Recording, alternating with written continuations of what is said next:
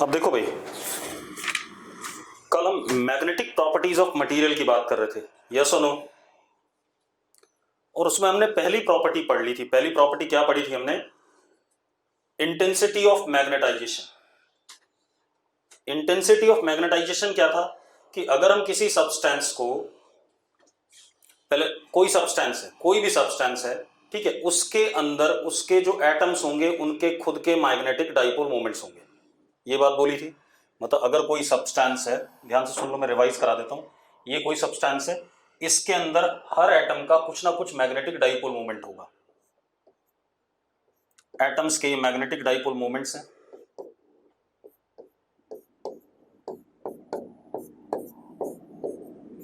ठीक है। These magnetic dipole moments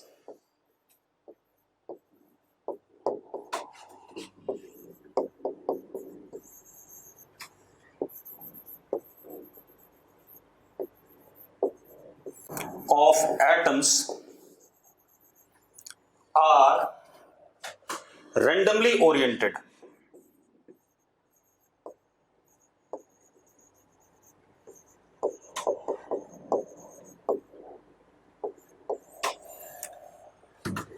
Therefore, magnetic dipole moment of substance is vector sum of magnetic dipole moment of atoms and it comes out to be what? 0. ये बात बोली थी मैंने, yes or no? ठीक है। ये क्या है? Magnetic dipole moments of atoms, ठीक है, इतनी बात। These are randomly oriented and their vector sum is 0, therefore m of substance is 0, yes और नो? ठीक है। अब मजेदार बात देखो, अगर हम इस सब्सटेंस को एक्सटर्नल मैग्नेटिक फील्ड में रखते हैं तो मैंने बताया था कि these magnetic dipole moments of atoms tend to align in the direction of, क्या कहते हैं, in the direction of external applied magnetic field. ऐसा बताया था कि नहीं बताया था? ठीक है। तो अब कितना अलाइनमेंट हो जाता है, ठीक है, इतनी बात। मतलब अगर हमने एक्सटर्नल में रख दिया, suppose this is B external,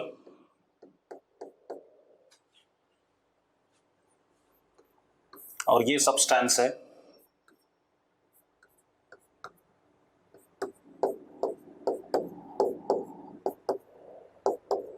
कुछ अलाइनमेंट हो गया, कुछ अभी भी रैंडम है, ठीक है।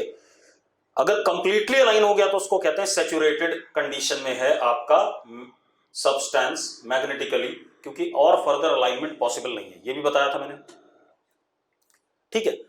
लेकिन अब कितना अलाइनमेंट हो गया, ठीक है, इतनी बात। अब अगर मैंने कोई वॉल्यूम पकड़ा सब्सटेंस का इतना, ठीक है, इतनी बात, तो magnetic dipole moment of that volume per unit volume is called as I vector, that is intensity of magnetization, कितना मैग्नेटाइज हुआ सब्सटेंस, yes or no? और यहीं से एक बात और आ गई थी कि भाई अगर हम यहां देखें, अगर मैं इसको छोटा सा बार मैग्नेट जैसा ट्रीट करूं, ठीक है, इतनी बात, तो this would be small m into L, और नीचे क्या हो जाएगा? a into L. तो I is also equal to m upon a, where small m is what? Pole strength of the bar magnet. Now it is clear that pole strength depends upon what? Area of cross section, उसके directly proportional है। दूसरी चीज, material पे भी depend कर रहा है। अब अगर ये मटेरियल ऐसा होता कि अलाइनमेंट कम होता तो ये m की वैल्यू क्या हो जाती? कम हो जाती। अलाइनमेंट ज्यादा होता तो m की वैल्यू क्या हो जाती? ज्यादा हो जाती। यस और नो? ठीक है। तो this is intensity of magnetisation, कितना मैग्नेटाइज हुआ substance when placed in external magnetic field, ठीक है। अब दूसरा ले लेते हैं, ठीक है।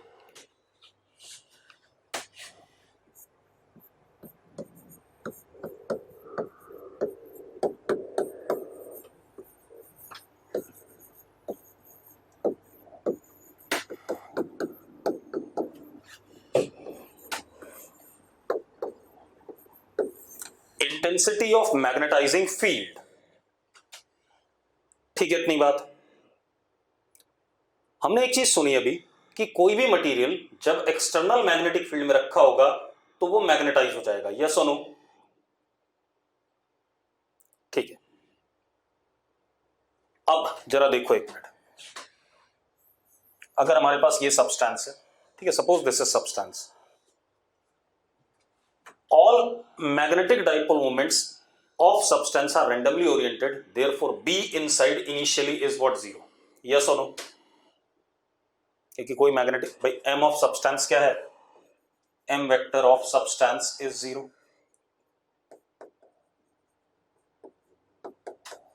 therefore B inside substance in this case is what, 0.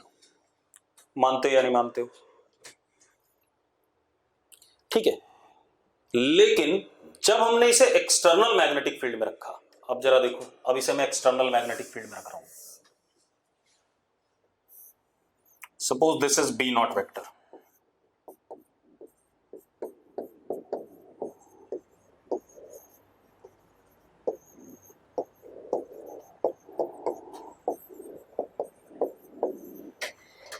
ठीक है।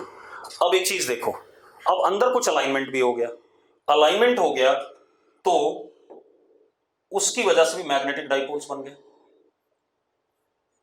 और मैग्नेटिक डाइपोल्स की वजह से मैग्नेटिक फील्ड इस डायरेक्शन में आ गई, सपोज बी एम वेक्टर, कितना आ गया, बी एम वेक्टर, यस और no?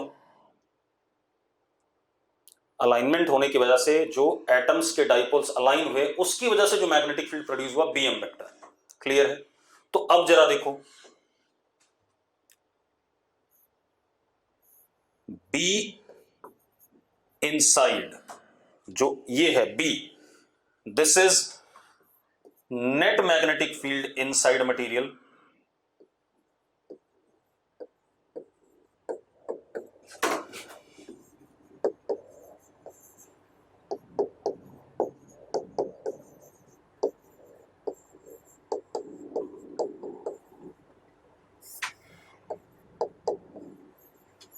now this B vector will be external applied plus magnetic field developed due to alignment of magnetic dipoles of atoms, ये आएगा कि नहीं आएगा, yes or no? अब हमारे पास जरा देखो एक मिनट, ये जो B नॉट है, this is the field which magnetizes the substance, yes or no? This is the field which magnetizes the substance, मानते हो कि नहीं मानते हो? भाई इस B नॉट की वजह से ही तो मैग्नेटाइज हुआ, B नॉट ना होता तो B ऑफ सब्सटेंस 0 ही था, हमें पता है, ठीक है? अब मेरी बात सुनो, अब हमें, अगर मैं कहूं ये B नॉट एक्सटर्नल फील्ड है, इसकी वजह से सब्सटेंस मैग्नेटाइज हुआ, और मुझे डिफाइन क्या करना है, इंटेंसिटी ऑफ मैग्नेटाइजिंग फील्ड, जिस फील्ड ने मैग्नेटाइज करा उसकी इंटेंसिटी कितनी है, तो B not is equal to mu naught into H, हमने एक नया फिजिकल क्वांटिटी डिफाइन करा, एच, ठीक है, इतनी बात, H is equal to B naught upon mu naught, this is intensity of magnetizing field.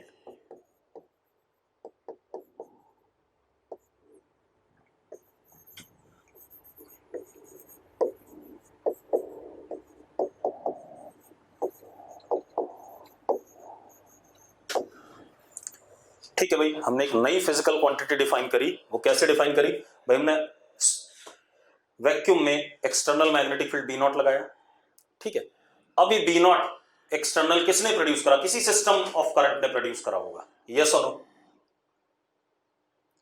अब एक बात बताओ, बी नॉट किसी सिस्टम ऑफ करंट ने प्रोड्यूस करा तो उसमें म्यू नॉट हमेशा आएगा, फॉर्मूले में आएगा कि नहीं आएगा, म्यू नॉट इंटू समथिंग आना ही आना है, ठीक है, दैट समथिंग इज, जो भी म्यू नॉट इंटू समथिंग आएगा वो समथिंग करंट पे डिपेंड करता है सिस्टम के, और उस सिस्टम के कॉन्फ़िगरेशन पे डिपेंड करता है, तो दैट थिंग, सिस्टम का करंट और सिस्टम का कॉन्फ़िगरेशन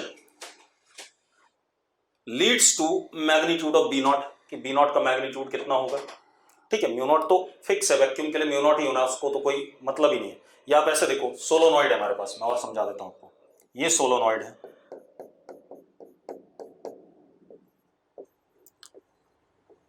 इसके अंदर हम कहीं पर सब्सटेंस रख देते हैं। जरा देखो, सब्सटेंस हमने ये रखा, सपोज सब्सटेंस इज दिस। अब जरा देखो, जो बी नॉट होगा यहां पर वो इधर की तरफ होगा, और कितना होगा, म्यू नॉट एन आई होगा या नहीं होगा, जल्दी बताओ। अब जो बी नॉट है वो, उसकी स्ट्रेंथ किस पे डिपेंड कर रही है, स्मॉल एन और आई पे, यानी कि configuration of system and current of system, yes और नो, मानते हो या नहीं मानते हो। तो हमने एक नई क्वांटिटी डिफाइन करी, इंटेंसिटी ऑफ मैग्नेटाइजिंग फील्ड। ठीक है, intensity of magnetizing field is defined as H is external magnetic field upon mu naught, yes और नो, यस और नो बेटा। चल अब जरा देखो, ये बात हो गई।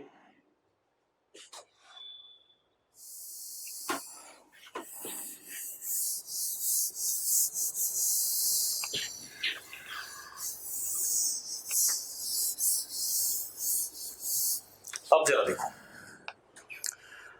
अपने पास क्या है, मान लो हमारे पास ये सब्सटेंस है,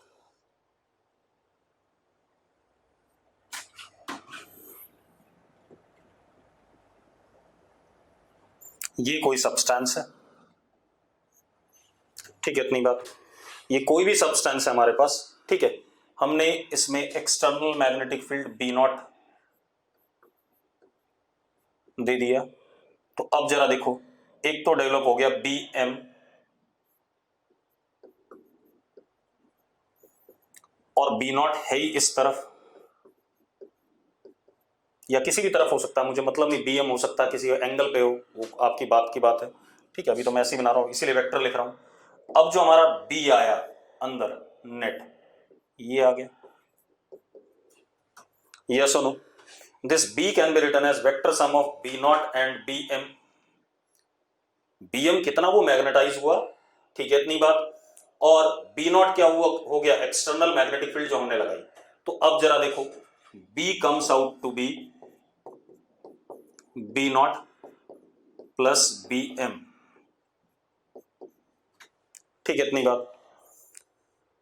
अब जरा देखो बेटा,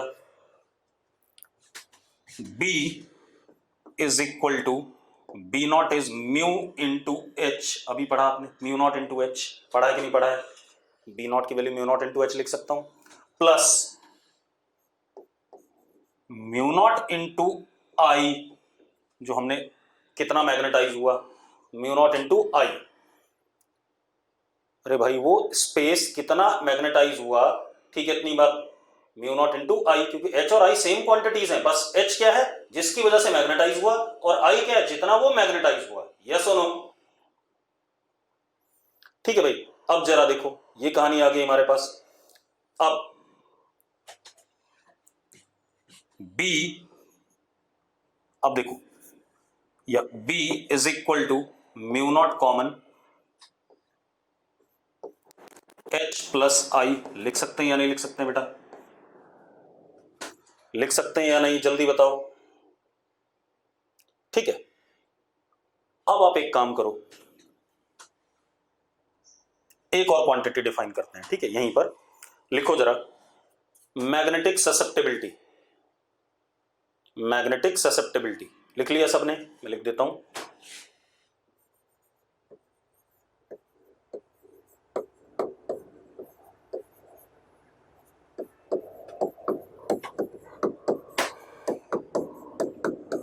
मैग्नेटिक ससेप्टिबिलिटी, इसको डिनोट करते हैं काई से। किससे डिनोट करते हैं, काई, ठीक है। अब आर एन कह रहा बी नॉट के, बी एम के डायरेक्शन बी नॉट के अपोजिट नहीं होगी, किसने कहा भाई ये, तुझे कैसे पता, सेम भी हो सकती है अपोजिट भी हो सकती है, मैंने तो कुछ अच्छा कमेंट ही नहीं करा। भैया जो बी एम होता है, कोशिश तो वो अलाइन करना चाहता है बी नॉट के डायरेक्शन में, यही पढ़ाया था मैंने। आर्यन, जो मैग्नेटिक डाइपोल्स हैं एटम्स के, वो बी नॉट के डायरेक्शन में अलाइन होंगे या उल्टा अलाइन होंगे, तो कहां मर गया। और मैंने ये भी नहीं कहा कि सेम डायरेक्शन होगी, मैंने वेक्टर सम लिखा है अभी, इसलिए चुपचाप बैठे रहो। अब मैग्नेटिक ससेप्टिबिलिटी क्या होती है। अब मैग्नेटिक ससेप्टिबिलिटी क्या है, bm का मैग्नीट्यूड ये रहा भाई, लिखा तो है सामने आपके, bm is equal to mu naught into I, ये लिखा हुआ है। और बी नॉट हमने अभी थोड़ी देर पहले पढ़ा था, B not is mu naught into H, पढ़ा था कि नहीं पढ़ा था।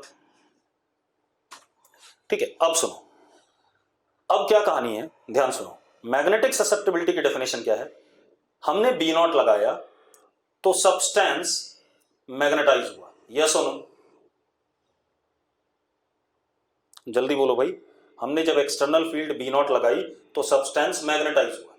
ठीक है, अब ध्यान से सुनना, अब खेल क्या है, ratio of intensity of magnetization to that of intensity of magnetizing field, मतलब कितना मैग्नेटाइज हुआ पर यूनिट जो हमने मैग्नेटाइजिंग फील्ड लगाई, यानी कि chi is defined as I upon H. I हो गया वो मैग्नेटाइज कितना हुआ, और एच क्या हो गया, कितना हमने मैग्नेटाइजिंग फील्ड लगाया था, यस और नो। अब जिस सब्सटेंस का काई ज्यादा होगा यानी कि वो अच्छे से मैग्नेटाइज हो रहा है, जिसका कम होगा उस वो क्या हो रहा है, बेकार सा मैग्नेटाइज हो रहा है, और जिसका नेगेटिव होगा वो अपोजिट डायरेक्शन में मैग्नेटाइज कर रहा है। अरे यस और नो, यहीं पे डायरेक्शन का भी खेल पता चल रहा है। अगर काई बड़ा है तो इसका मतलब ज्यादातर डाइपोल्स अलाइन कर गए, ठीक है, इतनी बात। अगर काई छोटा है तो डाइपोल्स प्रॉपर्ली अलाइन नहीं किए, और अगर काई नेगेटिव है तो डाइपोल्स उल्टे अलाइन हो गए भाई, ठीक है, इतनी बात। अब सुनो, ये कहानी आ गई हमारे पास, अब यहीं पर ध्यान देते हैं। ठीक है, म्यू नॉट क्या होता है, mu not is permeability, magnetic permeability, ठीक है, permeability of free space vacuum और एयर, हालांकि वैक्यूम के लिए होता है, एयर के लिए थोड़ा सा अलग होगा, लेकिन लगभग लगभग सेम, जैसे हमने एप्सिलॉन नॉट की बात करी थी। अब हम परमिबिलिटी किसी मीडियम की डिफाइन करना चाहते हैं, ठीक है, इतनी बात। अब यहीं पर देखो इस इक्वेशन को, ठीक है, मैं स्केलर फॉर्म में लिख लेता हूं, B is equal to mu naught H common 1 plus I upon H, ठीक है, इतनी बात। 1 plus I upon H, I upon H is what, chi, तो क्या हो जाएगा, B is equal to mu naught H 1 plus chi, B upon H। अच्छा एक बात बताओ, chi is what, unitless and dimensionless, ठीक है, दोनों चीजें सेम ही है, आई और एच, यूनिटलेस एंड डायमेंशनलेस।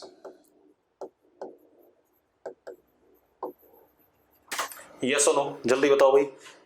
ठीक है, काई यूनिटलेस एंड डायमेंशनलेस है। अब जरा देखो, B upon H is equal to mu naught 1 plus काई,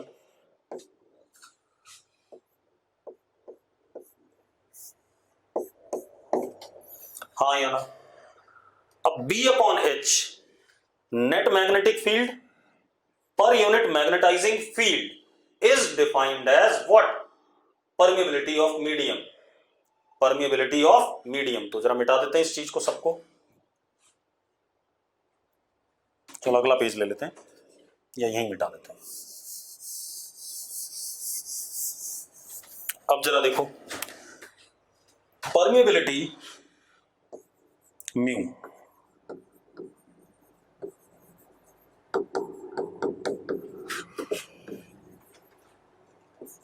मीडियम या substance is defined as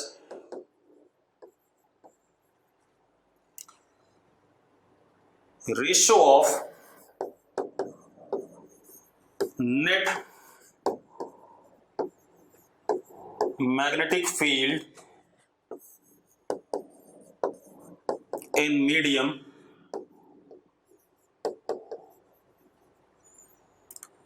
to that of magnetizing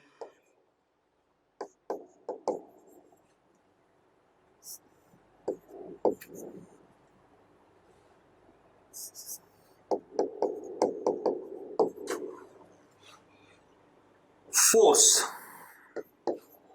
या intensity of magnetizing field, magnetizing force और इंटेंसिटी ऑफ मैग्नेटाइजिंग फील्ड, इसको intensity of magnetizing field को हम magnetising force भी कहते हैं कई बार।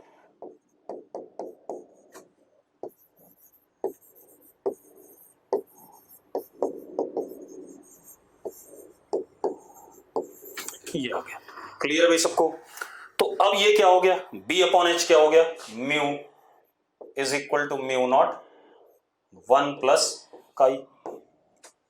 आ गया कि नहीं आ गया, जल्दी बोलो, आ गया। अब mu upon mu not is what, relative permeability. Mu upon mu not will be what, relative permeability of the medium. तो यहीं पर हमारे पास क्या आ गया, इसी को थोड़ा सा और अच्छा लिख देते हैं, mu r is equal to 1 plus chi and mu r is, चलो यहां लिख देते हैं,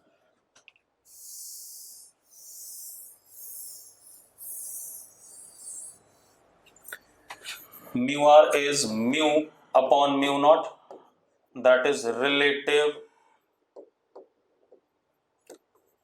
permeability of medium। इतनी बात हो गई, क्लियर है भाई, इतनी बातें सबको? अगर क्लियर है तो यस लिखो। ठीक है, थोड़ा सा आपको कंफ्यूजन सिर्फ ये हो सकता है, इंटेंसिटी ऑफ मैग्नेटाइजेशन एंड दूसरा intensity of magnetizing field. Intensity of magnetization is I and intensity of magnetizing field is H and I is Bm upon mu naught and H is B naught upon mu naught. Clear है, clear है भाई? ठीक है, चलो अब हमारे पास relation आ गया, एक बार दोबारा से रिविजिट कर लेते हैं फटाफट, उसके बाद आते हैं।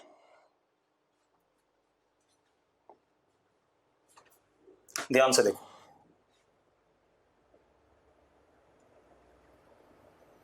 मेरे पास कोई ये सब्सटेंस है,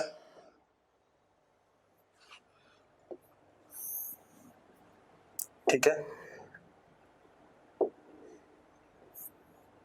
ये Bm आया जब हमने एक्सटर्नल B नॉट लगाया। अब जो नेट मैग्नेटिक फील्ड आई अंदर,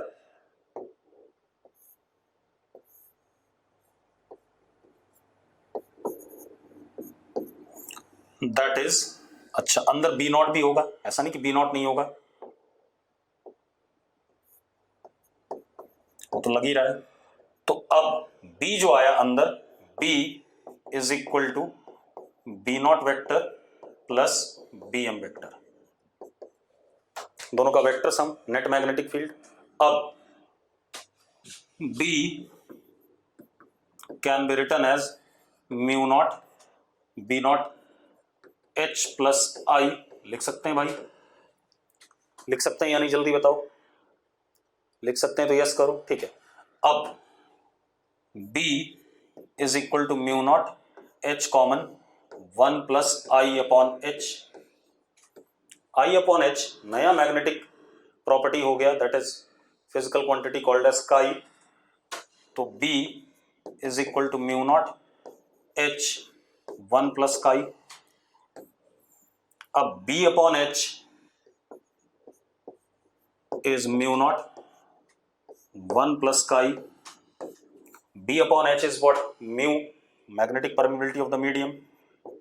Mu is equal to mu naught 1 plus chi, and mu naught upon mu, mu upon mu naught is relative permeability.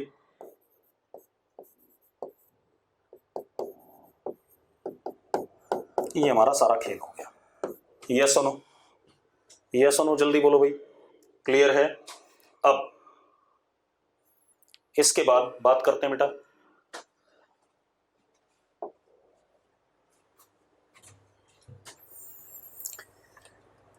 अब हम क्या करेंगे,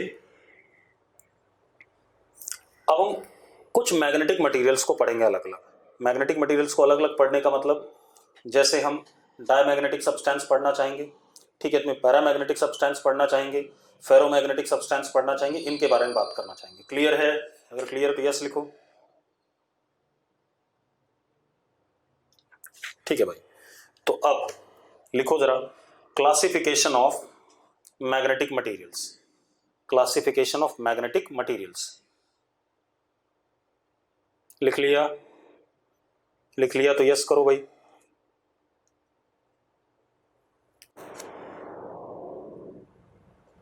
ठीक है, अब इसमें सबसे पहले लिखो डायमैग्नेटिक मटेरियल, डायमैग्नेटिक मटेरियल। ठीक है, अब सबसे पहले डायमैग्नेटिक मटेरियल देखते हैं। डायमैग्नेटिक मटेरियल की सबसे पहली प्रॉपर्टी तो यह है कि भाई जो हमारे पास डायमैग्नेटिक मटेरियल के एटम्स होते हैं, क्या होते हैं? एटम्स, उनमें अनपेयर्ड इलेक्ट्रॉन्स अवेलेबल नहीं होते शेल्स में, मतलब electrons are always available in form of paired format. Yes और नो? और अगर अनपेयर्ड अवेलेबल नहीं होते, पेयर्ड होते हैं, तो जो भी पेयरिंग वाले दो इलेक्ट्रॉन्स हैं उनके मैग्नेटिक डाइपोल मोमेंट्स एक दूसरे को आपस में क्या करते हैं? कैंसिल आउट कर देते हैं। मैग्नेटिक डाइपोल मोमेंट को आपस में क्या कर देते हैं? कैंसिल आउट कर देते हैं। इसका मतलब इंडिविजुअल एटम के पास भी, ठीक है, इतनी बात, इंडिविजुअल एटम के पास भी कोई मैग्नेटिक डाइपोल मोमेंट नहीं है। मेरी बात समझ में आई? इंडिविजुअल एटम के पास, जो भी हमारे पास एटम्स हैं डायमैग्नेटिक मटेरियल के, उनके एटम्स के पास भी मैग्नेटिक डाइपोल मोमेंट नहीं है।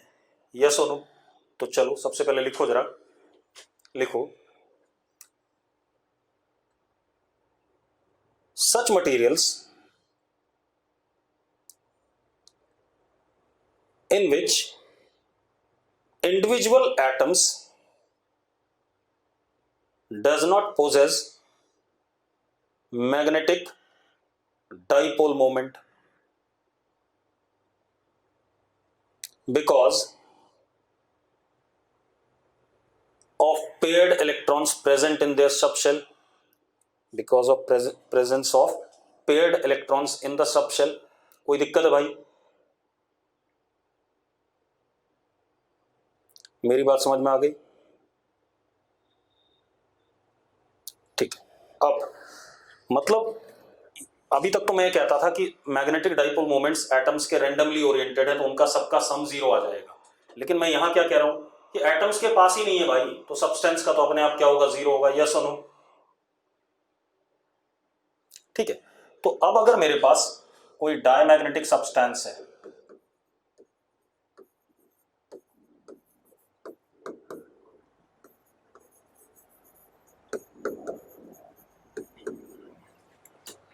कोई डायमैग्नेटिक सब्सटेंस है, तो ध्यान से देखो, ये हमारे पास कोई डायमैग्नेटिक सब्सटेंस, सपोज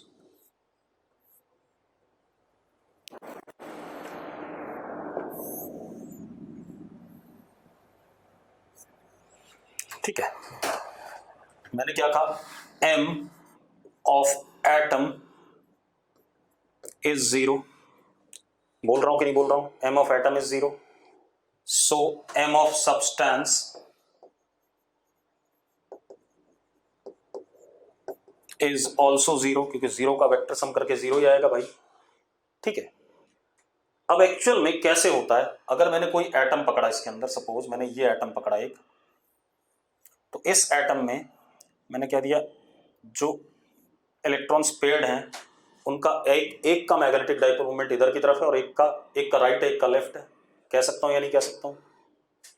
सेम दूसरा जो है उसके साथ भी ऐसी कहानी मान लेते हैं,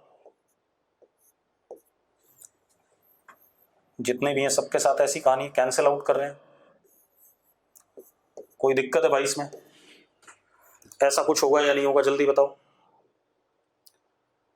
अब खेल क्या है, अब अगर हम इसको एक्सटर्नल मैग्नेटिक फील्ड में रखते हैं, किस में रखते हैं, एक्सटर्नल मैग्नेटिक फील्ड में, तो क्या होगा, ये बड़ा एक कहानी सी आती है। यस और नो? आपने केमिस्ट्री में पढ़ा हुआ है शायद, पढ़ा या नहीं पढ़ा है?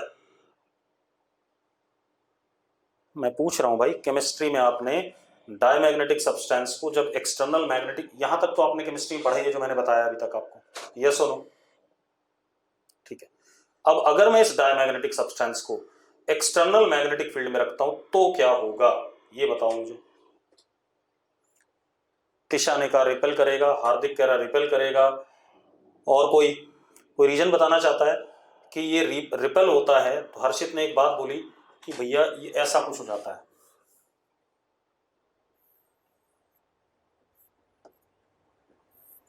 उल्टी डायरेक्शन में मैग्नेटिक डाइपोल मोमेंट एटम का आ जाता है, ऐसा बोला हर्षित ने। ऐसा क्यों?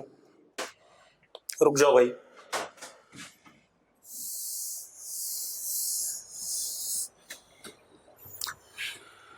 तो ये बात तो क्लियर थी कि अगर डाइपोल को किसी, सॉरी, डायमैग्नेटिक सब्सटेंस को देखें हम तो m of atom is 0 as well as m of substance is 0। ठीक है, इतनी बात। अब मैं क्या कह रहा हूं, now if diamagnetic substance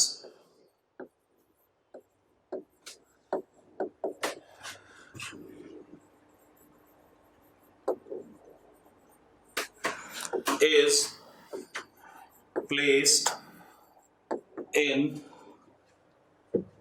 now if diamagnetic substance is placed in external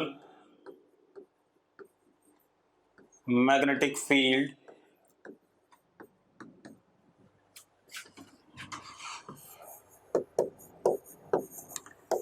B not, तो क्या होगा? अब मेरी बात सुनो, मैं एक एटम को दिखा रहा हूं आपको, ये मेरे पास एक एटम है,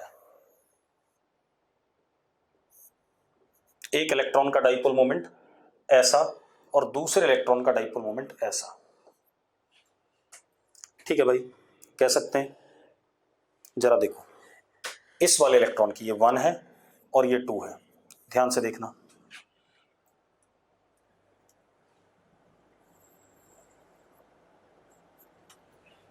वन वाला इलेक्ट्रॉन ऐसे घूम रहा होगा, ऐसे घूम रहा होगा, तो करंट ऐसे आएगा इसमें, यस और नो? भाई वन वाला इलेक्ट्रॉन ऐसे चक्कर काट रहा होगा तो करंट उल्टा आएगा उसमें, करंट उल्टा आएगा तो मैग्नेटिक डाइपोल मोमेंट ऐसे बनेगा कि नहीं बनेगा, जल्दी बता दो मुझे, आएगा कि नहीं आएगा, यस और नो? ठीक है, ठीक है। इलेक्ट्रॉन चक्कर कैसे काट रहा है, ऐसे। चलो ऐसा करते हैं, हम ऐसे ना दिखाते हैं, हम मान लेते हैं एक एटम का एक मैग्नेटिक डाइपोल मोमेंट बाहर और एक अंदर, पेयर्ड थे, दोनों बराबर थे, कैंसिल आउट कर गए। क्लियर है बेटा? ये अंदर हो गया, ये बाहर हो गया। ठीक है, इतनी बात। कोई दिक्कत है इसमें? दूसरे तरीके से दिखा देता हूं आपको, कोई इशू है? ठीक है। अब जिसका बाहर आ रहा है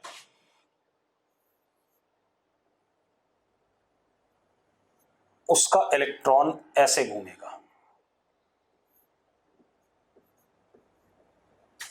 यस और नो? तो करंट इसमें कैसा आएगा, हाँ या ना? ठीक है। और जिसका अंदर आ रहा है उसमें इलेक्ट्रॉन ऐसे घूमेगा,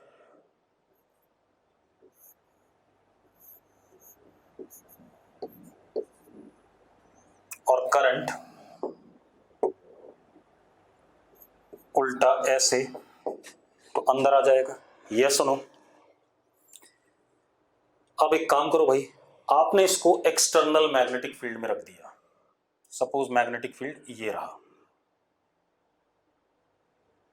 चलो डॉट वाला ले लेते हैं,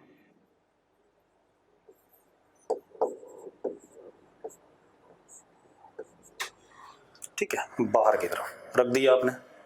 ठीक है। अब आप एक चीज देखो भाई,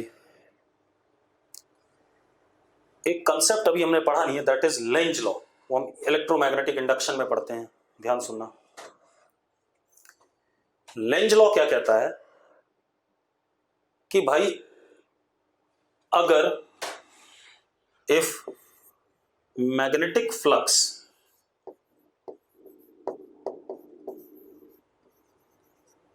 ये एक काम करो, छोड़ो, मैं दूसरे तरीके से बताता हूं। आप ऐसे देखो, मैं दूसरे तरीके से बता देता हूं, चिंता ना करो, क्योंकि हमने अभी ईएमआई नहीं पढ़ा है, तो दूसरे तरीके से बताता हूं। देखो बी कैसा है, बाहर की तरफ है बाहर की तरफ बी बाहर की तरफ है, ठीक है, इतनी बात। तो अब आप एक चीज देखो, अगर बी बाहर की तरफ है तो क्या हो रहा होगा, इसमें फ्लक्स बढ़ गया। अच्छा, फ्लक्स पे ही जाना पड़ेगा, या कोई और तरीका लगा सकते हैं, मैं फ्लक्स पे नहीं जाना चाहता, विदाउट गोइंग इनटू फ्लक्स मैं ऐसा करना चाहता हूं, क्योंकि अभी हमने मैग्नेटिक फ्लक्स नहीं पढ़ा है। रुको,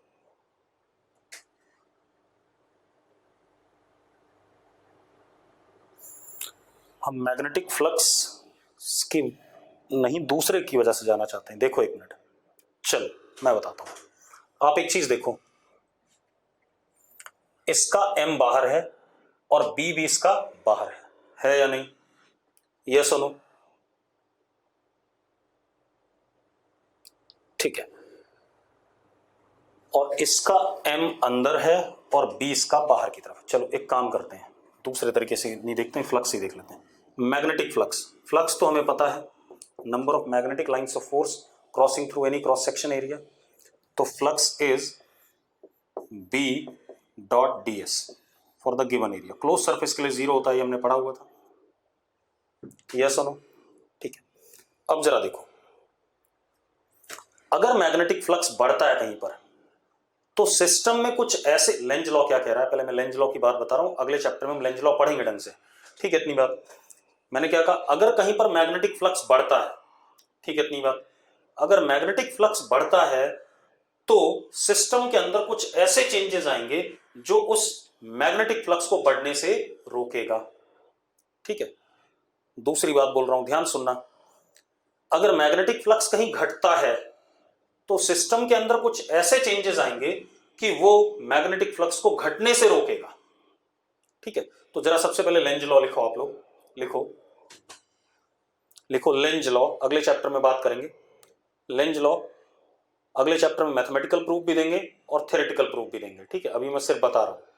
लिखो Lenz law is based on conservation of energy, लिख लिया, is based on conservation of energy. दूसरा, according to Lenz law, according to Lenz law, change in magnetic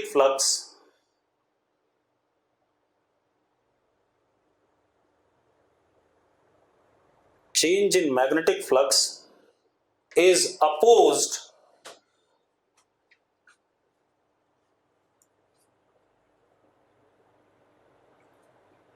in such a manner, मैं पूरी बात नहीं बता रहा हूं, पूरी बात अगले चैप्टर में बात करेंगे, in such a manner that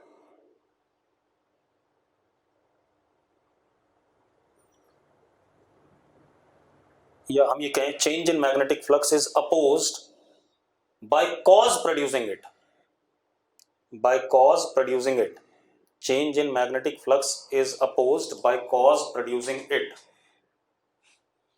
clear है भाई?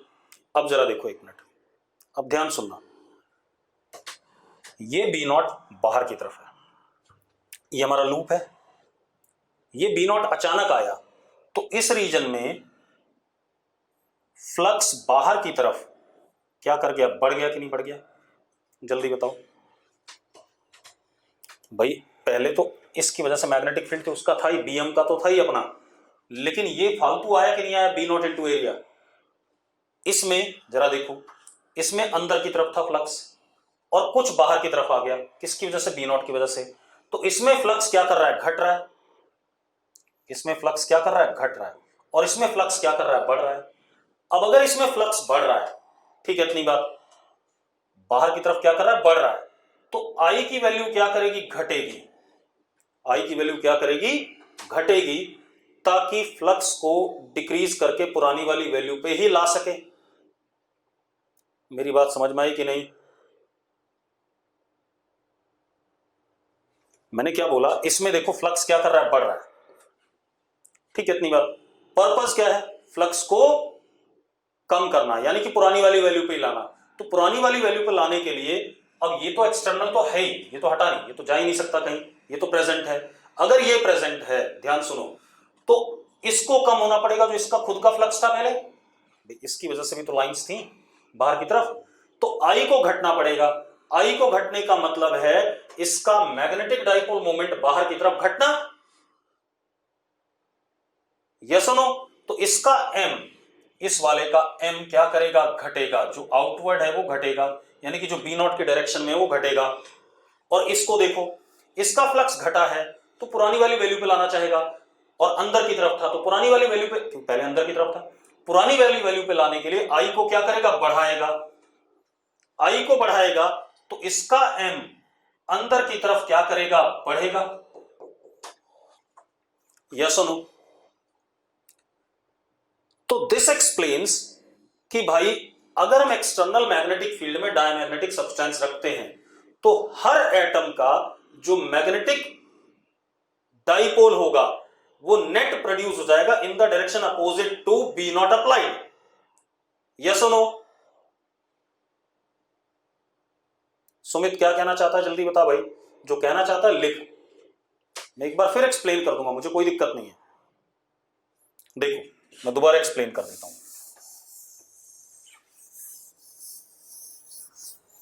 देखो भाई, ये एक लूप है, इसमें करंट ऐसा है, इलेक्ट्रॉन गोल चक्कर काट रहा है, तो इसका m बाहर की तरफ आ गया और फ्लक्स भी इसका खुद का बाहर की तरफ है, मैग्नेटिक फील्ड तो है। दूसरा लूप है, सेम करंट ऐसा है, m अंदर की तरफ, सेम मैग्नीट्यूड का, फ्लक्स भी अंदर की तरफ, सेम मैग्नेटिक लाइंस अंदर है। अब हमने बी नॉट लगाया,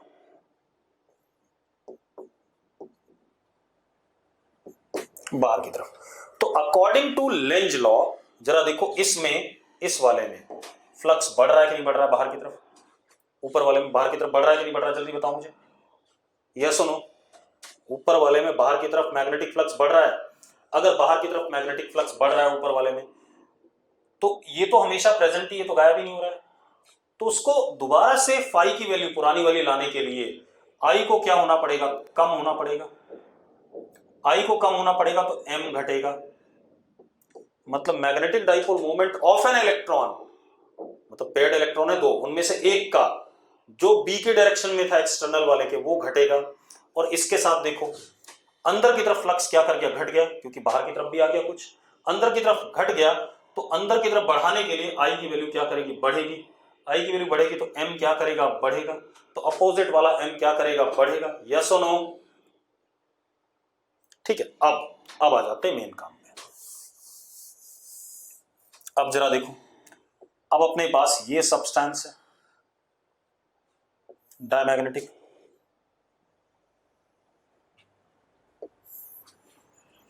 अब जरा देखो हमने बी नॉट लगा दिया। अगर हमने बी नॉट लगा दिया तो अब जरा देखो, ये एटम है, एक इलेक्ट्रॉन ये वाला और एक ये वाला, देखो जरा मैंने छोटा कर दिया एक को, जो सेम डायरेक्शन में था उसका m छोटा हो गया, दूसरे वाले का इधर हो गया।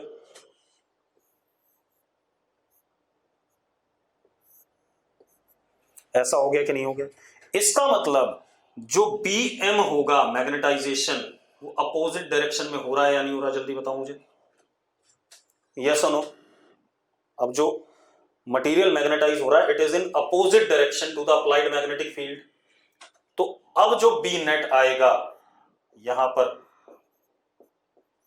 B net is B naught minus B M, या वेक्टर साइन लोगे तो माइनस लगाने की जरूरत नहीं है, ठीक है, इतनी बात, आप वेक्टर ले लो, वो अपने 180 डिग्री पर है, यस और नो? अरे बात समझ में आ रही कि नहीं आ रही? अब एक और मजेदार बात, अगर इसी को ध्यान से देखो, तो अब अगर हम सिर्फ बीएम चेक करें, ठीक है, बीएम चेक करें तो इधर की तरफ m डायरेक्ट हो गया नेट। अब इसका m जो हो गया डायमैग्नेटिक सब्सटेंस का किधर की तरफ डायरेक्ट हो गया, लेफ्ट साइड में, लेफ्ट साइड में हो गया तो ये नॉर्थ जैसा अपीयर करेगा क्योंकि लाइंस अब ऐसे निकल के ऐसे वापस आएंगी, ये नॉर्थ और ये साउथ। यस और नो, यस और नो, ठीक है। अब जरा देखो आपने बी नॉट में रखा है एक्सटर्नल वाले में जो लेफ्ट से राइट है, तो यानी कि यहां पर एक्सटर्नल फील्ड का नॉर्थ, नॉर्थ ऑफ एक्सटर्नल, और यहां पर साउथ ऑफ एक्सटर्नल होगा, जहां पर भी होगा दूसरी साइड में, क्योंकि बी नॉट तो ऐसे दे रखा है हमने। तो ये नॉर्थ इस नॉर्थ को रिपेल कर रहा है कि नहीं कर रहा, जल्दी बताओ, क्योंकि पास में आमने सामने नॉर्थ आ गए कि नहीं आ गए। अगर रिपेल कर रहा है, इसीलिए मैंने कहा था कि diamagnetic substance is weekly repelled in external magnetic field, ठीक है। अब मजेदार बात देखो, अब दूसरी चीज यहीं पर आ जाओ, यानी कि काई अब नेगेटिव होगा या नहीं होगा, पहले बता दो मुझे, काई नेगेटिव होगा या नहीं होगा, यस और नो। चलो अब ये सारी कहानी क्लियर हो गई, ठीक है। अब कुछ चीजें लिख लेते हैं प्रॉपर्टीज में, ठीक है। तो क्यों अपोजिट डायरेक्शन में m आया, इसका नेट m जो इस सब्सटेंस का आया वो अपोजिट डायरेक्शन में आया मैग्नेटाइज होने के बाद, तो नेट मैग्नेटिक फील्ड अंदर क्या हो गई, इन दोनों का vector some which would be, यहां पर b is less than b not, मानते हो या नहीं मानते हो, b is less than b not, yes और नो, ठीक है। अब म्यू आर इज 1 प्लस काई हमने पढ़ा हुआ है ना, अभी सारी बातें आ जाएंगी। चलो लिखो जरा, सबसे पहले डायमैग्नेटिक सब्सटेंस में लिखो, इट इज फाउंड, अब मैं कुछ पॉइंट्स लिखा रहा हूं, it is found in solids, liquids as well as gases, it is found in solids, liquids as well as gases. लिख लिया, लिख लिया तो यस लिखो भाई, ठीक है। दूसरा इसके एग्जाम्पल लिख लो, एग्जाम्पल में ए जी पता है सबको, नहीं पता तो मरो, ए यू, ठीक है, गोल्ड, बी आर, ठीक है, इतनी बात, सी यू, H2O, ठीक है, NaCl,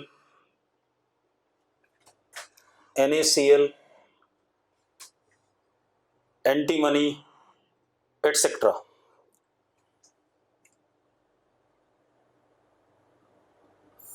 ठीक है। अब अगला पॉइंट लिखो, can be explained on basis of orbital motion of electrons. मैंने ऑर्बिटल मोशन के बेसिस पे एक्सप्लेन करा है, ठीक है। Can be explained on basis of orbital motion of electrons, ठीक है। अगला पॉइंट लिखो, when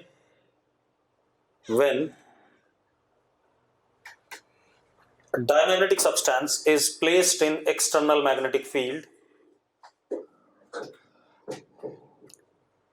it gets weakly magnetized in opposite to the external magnetic field. It gets weakly magnetized opposite to external magnetic field.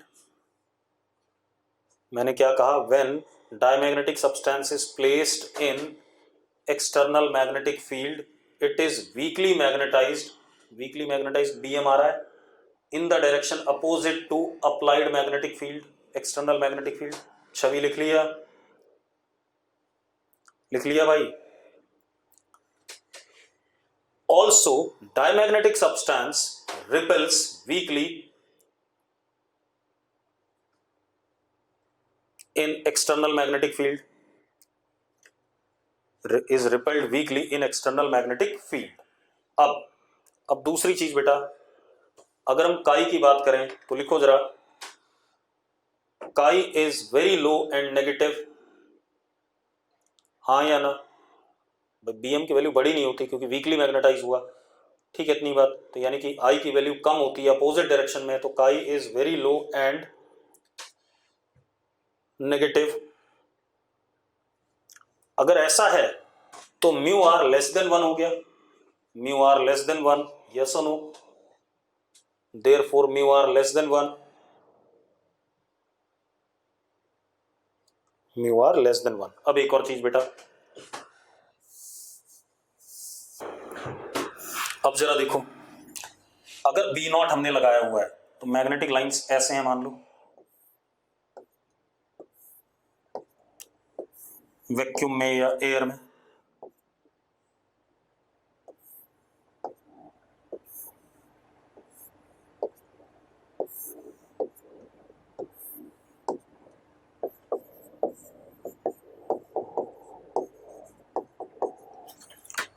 मतलब इतनी magnetic lines हैं। अब अगर कहीं पर इसी बी नॉट में एक डायमैग्नेटिक मटेरियल आ जाए बेटा,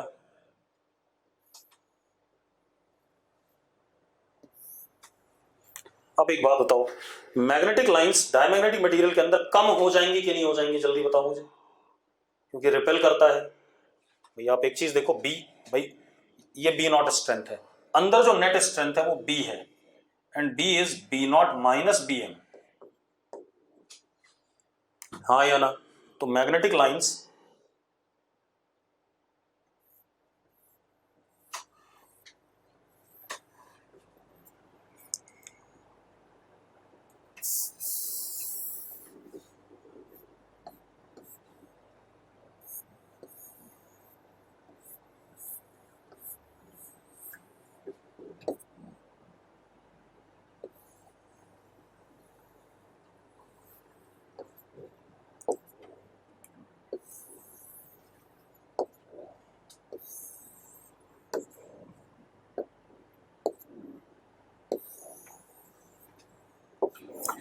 कम हो जाएंगी इन कंपैरिजन टू अगर फ्री स्पेस होता, यस और नो? ठीक है, तो लिखो जरा, magnetic lines are repelled and are small in magnitude inside diamagnetic material, are small in magnitude inside diamagnetic material, yes or no? Magnetic susceptibility diamagnetic substance की temperature पे depend नहीं करती। एक्चुअल में आप देखो, यहां पर मैग्नेटिक डाइपोल्स इंडिविजुअल एटम के तो है नहीं, अगर इंडिविजुअल एटम के मैग्नेटिक डाइपोल होते और हम टेम्परेचर बढ़ाते तो रैंडमनेस ज्यादा होती, ठीक है इतनी बात। लेकिन यहां पर क्या है, यहां पर मैग्नेटिक डाइपोल इंडिविजुअल एटम के है ही नहीं, अगर मैग्नेटिक डाइपोल्स इंडिविजुअल एटम के नहीं है तो कोई फर्क ही नहीं पड़ता यार, तब तो कहानी खत्म है, ठीक है इतनी बात। अगर इंडिविजुअल एटम के नहीं है तो आप टेम्परेचर बढ़ाओ या घटाओ, आप रैंडमनेस ला ही नहीं सकते, ठीक है इतनी बात। तो लिखो जरा, magnetic susceptibility of diamagnetic substance do not depend on temperature,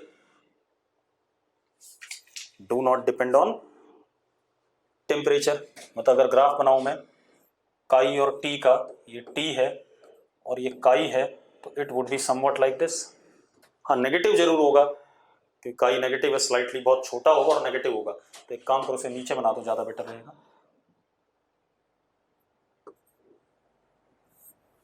ये सुनो अगली कहानी बेटा, अगर मेरे पास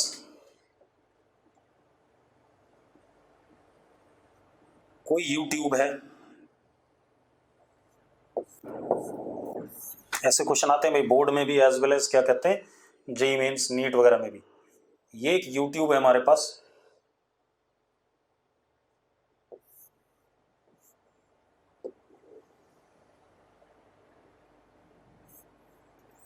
इसके अंदर हमारे पास कोई डायमैग्नेटिक सब्सटेंस भरा हुआ है,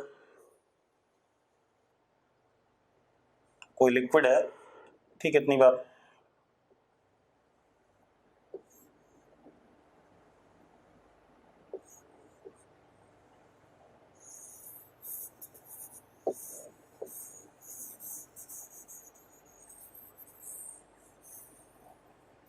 तो अब अगर हम कुछ नहीं करते तो दोनों साइड लेवल क्या होगा, सेम होगा, यस और नो? दोनों साइड लेवल सेम होगा या नहीं, जल्दी बोलो, दोनों साइड लेवल सेम होगा। अब आप एक चीज देखो, अगर मैं यहां पर एक बार मैग्नेट का नॉर्थ और इधर बार मैग्नेट का साउथ ला देता हूं इस वाली लेफ्ट वाली आर्म में, तो मैग्नेटिक फील्ड बी नॉट ऐसे हो गई कि नहीं हो गई, जरा बताओ, यस और नो। अब ये पिंक वाला क्या था, डायमैग्नेटिक सब्सटेंस, मैग्नेटिक लिक्विड। अब ये क्या करेगा, रिपेल करेगा, यहां से रिपेल करेगा, तो जरा देखो, चलो यही बना देते हैं। होगा क्या, यहां पर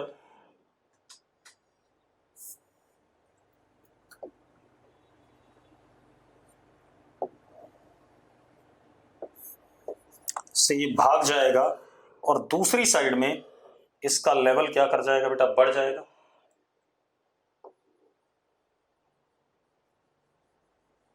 यही तो पढ़ा हमने कि diamagnetic substance is weekly repelled in external magnetic field, yes और नो, पक्का क्लियर है। ठीक है, सेम वे एक और एग्जांपल ले लेते हैं। हमारे पास ये एक ट्रे है, इसमें कोई लिक्विड है,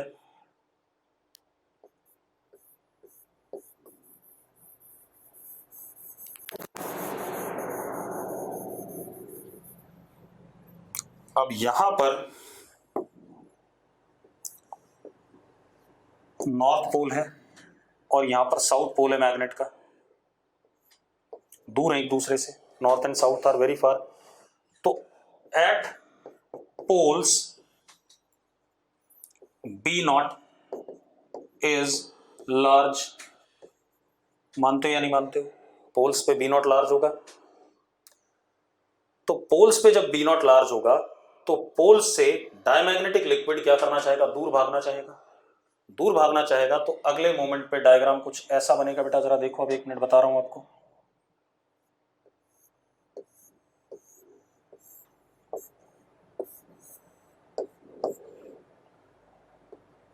लिक्विड इन पिंक कलर, बीच में ज्यादा हो जाएगा लिक्विड और पोल्स पे क्या हो जाएगा, कम हो जाएगा। ऐसा कुछ खेल, यस और no. Again repelled from strong magnetic field, ठीक है। दिस इज अबाउट व्हाट, क्या कहते हैं, डायमैग्नेटिक मटेरियल। ठीक है, इतनी बात। अब ठीक है बेटा, इसके बाद एक और चीज, अभी मेसनर इफेक्ट नहीं बता रहा हूं, मेसनर इफेक्ट बाद में बताऊंगा आदित्य। ठीक है, इतनी बात, चिंता ना कर। ठीक है, अब एक और चीज बेटा लिखो जरा, पैरामैग्नेटिक सब्सटेंस, पैरामैग्नेटिक सब्सटेंस, या चलो मेसनर इफेक्ट बता ही देते हैं, रुक जाओ। पैरामैग्नेटिक सब्सटेंस से पहले लिखो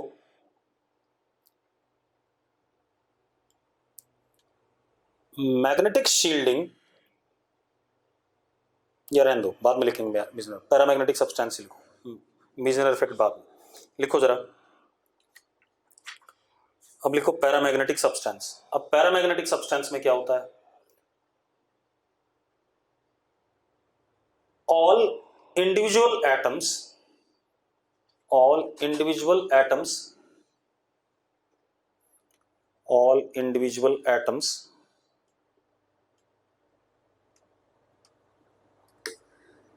do possess magnetic dipole moment due to presence of unpaired electron, do possess magnetic dipole moment due to presence of unpaired electron, yes or no।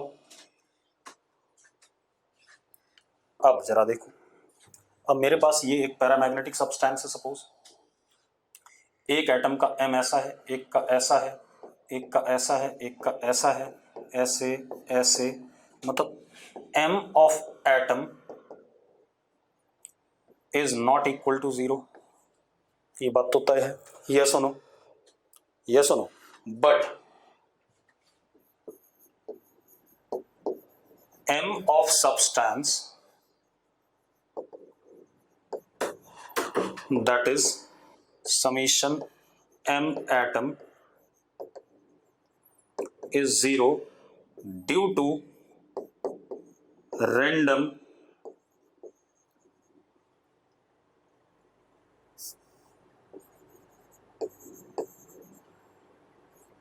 orientation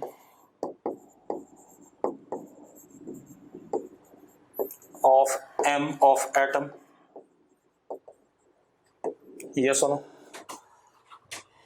yes और no भाई, ठीक है, इतनी बात हो गई। इस वजह से m ऑफ सब्सटेंस इज 0, ठीक है। अब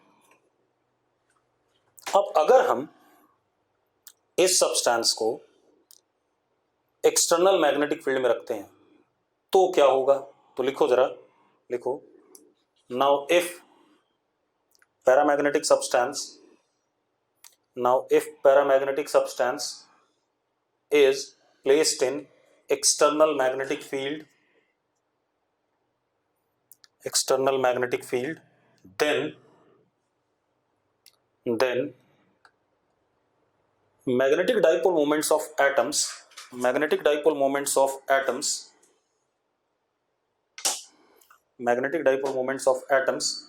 tend to align in the direction of applied magnetic field, yes or no, ये टॉर्क लगेगा, अलाइन करना चाहेंगे, ठीक है। चलो इसके बारे में हम कल बात करेंगे, क्लियर है, ठीक है भाई, कल बात करेंगे, इसको और फेरोमैग्नेटिक को खत्म करेंगे।